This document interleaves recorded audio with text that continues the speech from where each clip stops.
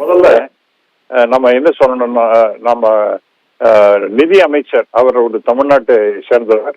அவர் 7வது முறையாக இந்த பட்ஜெட்டை பிரசன்ட் பண்ணுகின்றார். திருமதி நிர்மலா சீதாராமன் அவர்களுக்கு நம்முடைய மனமார்ந்த வாழ்த்துக்களை சொல்வதில் நாம் பெருமைப்படலாம். இரண்டாவதாக, இன்னைக்கு நான் முன்னாடி சொன்னது போல இந்த அன்எம்ப்ளாய்மெண்ட், வேலையில்லா திண்டாட்டம் என்பது மிகப்பெரிய அளவு இருக்கு. நீங்க இப்ப குறிப்பிட்டது போல எந்த வேலையா இருந்தாலும் சரி, அதற்கு லட்சக்கணக்கான பேர் அப்ளை பண்றாங்க. சாதாரணமாக இல்லை. ஒரு சாதாரண வேலைக்காக இருந்தாலும் அதற்கு எம்ஏ, எம்இ போன்றவர்களெல்லாம் வந்து அப்ளை பண்றாங்க அப்படிங்கிறதெல்லாம் நாம் பார்க்கின்றோம்.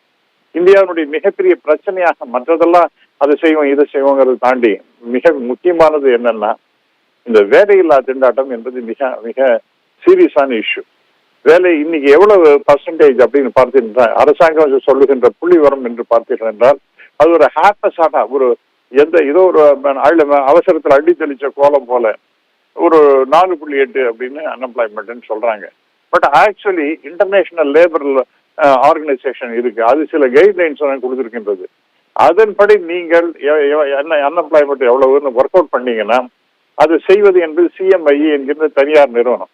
அந்த சிஎம்ஐஇ சொல்லுகின்றது என்னன்னா 9.1% இன்னைக்கு அன்எம்ப்ளாய்மெண்ட். இது வெரி வெரி ஹை. உலக அளவிலேயே இது ரொம்ப பெரிய அளவிற்கு வேலையில்லா திண்டாட்டமாக இருக்கின்றது. இதை நாம அட்ரஸ் பண்ணணும் என்பது அவசியம். அதற்கு என்ன செய்ய முடியும்னா, அதுல ஹேர்டில்ஸ்லாம் நிறைய முட்டுக்கட்டைகள்லாம் நிறைய இருக்கு. உதாரணமாக இன்னைக்கு இந்த ஆர்டிபிஷியல் இன்டெலிஜென்ஸ் அது வந்து மிகப்பெரிய அளவிற்கு பொருளாதார வளர்ச்சியை மேம்படுத்தும் அப்படின்னு சொன்னாலும் கூட, ஆர்டிபிஷியல் இன்டெலிஜென்ஸ் என்பதனால் வேலையில்லா திண்டாட்டம் அதிகமாக ஆகும் அப்படிங்கிற ஒரு கவலை மிகப்பெரிய அளவிற்கு. அதை பத்தி நம்முடைய எக்கனாமிக் சர்வேயும் கோடிட்டு காண்பிக்கின்றது.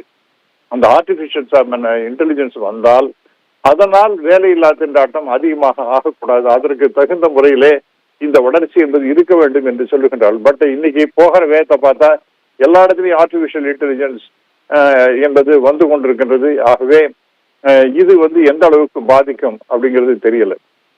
ரெண்டாவதாக, இன்னைக்கு ஈவன் அதர்வைஸ் மற்ற கம்பெனிகள் எல்லாமே என்ன செய்யறாங்கன்னா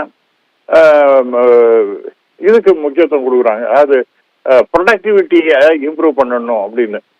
ப்ரொடக்டிவிட்டியை இம்ப்ரூவ் பண்ணணும்னா ஆட்கள் குறைப்பு, அவர்கள்டேருந்து அதிகமான அளவிற்கு உற்பத்தி திறனை பெறுவது, அதாவது அவங்கள்ட்ட உற்பத்தி திறனை அதிகமாக பெறுவது என்பது ரொம்ப அவசியமாக இருக்கின்றது. அப்படி இருக்கும் பொழுது 10 பேர் செய்யக்கூடிய வேலையை ஒரு 8 பேர் 7 பேர் செஞ்சா அதனால 10 பேர் செய்யக்கூடிய அந்த ப்ரொடக்டிவிட்டி என்பது வந்துவிடும். அப்படின்னா எனக்கு அந்த 3 பேர் வேண்டாம் அப்படிங்கிற மாதிரி ஒரு நிலைமை போய்கொண்டு இப்ப எல்லா இண்டஸ்ட்ரீஸும் அந்த மாதிரி தான் போறாங்க. இது வந்து பல காலமாகவே ஆரம்பிச்சாச்சு.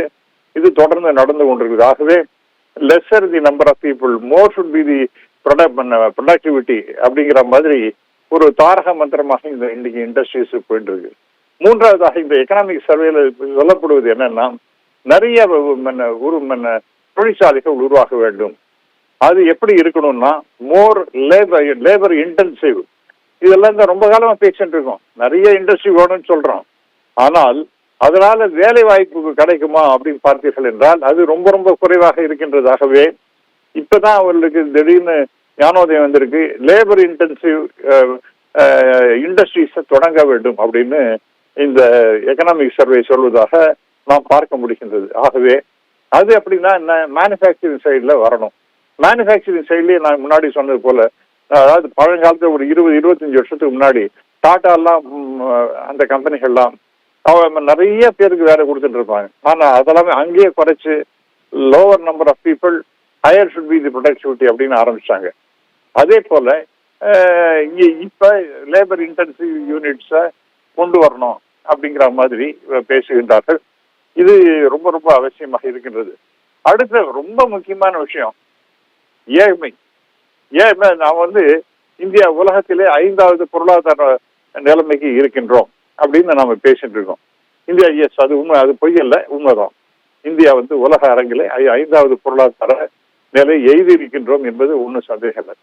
ஆனால் ஏழ்மை என்பது எப்படி கணக்கீடு வருகின்றது அப்படின்னு பார்த்தீர்கள் என்றால் தனி மனித வருமானம் என்பது இந்த எக்கனாமிக் சர்வேலே சொல்லுகின்றது தற்போதைய நிலைமையில $2,500 பர் பர்சன். இது மிக மிக குறைவானது. அதாவது உலக அரங்கில 125 நாடுகள்ல 111 112வது இடத்துல நாம் இருக்கோம். நாம் அதை பத்தி பெருமைப்பட முடியுமா? ஒரு பக்கம் பொருளாதார வளர்ச்சி என்பதை நாம் பேசுகின்றோம். ஆனால் அதே சமயத்துல ஏழ்மையானவர்கள் எவ்வளவு பேர் இருக்காங்கன்னா இந்த disparities between the haves and the have nots அப்படிம்பாங்க. இருப்பவர்களுக்கும் இல்லாதவர்களுக்கும் உள்ள வித்தியாசம் அப்படிங்கிறது ரொம்ப பெரிய அளவுக்கு இருக்கின்றது. அதனால்தான் நீங்க பார்த்தீர்கள் என்றால் பெரிய அளவிற்கு பொருளாதாரம் வளர்ந்துட்டு இருக்கு. ஆனால் சாதாரண சாமானிய மக்கள் அந்த அளவுக்கு வளர்ந்திருக்கிறார்களா அப்படின்னு பார்த்தீர்கள் என்றால் அது இல்லை. அது ரொம்ப சிரமமான ஒரு விஷயமாக இருக்கின்றது. அதனால்தான் 2,500ங்கிறது மிக மிக தனி மனித வருமானம் என்பது அந்த குறியீட்டை நீங்க பேசினா யாரும் அதை பத்தி இக்னோர் பண்ணிட்டு போயிடுவாங்க. அதிகமா அதை பத்தி பேசுறது இல்லை. ஆனால் நல்லவளே அந்த எக்கனாமிக் சர்வே அதையும் குறிப்பிட்டு காண்பித்து இருக்கின்றது.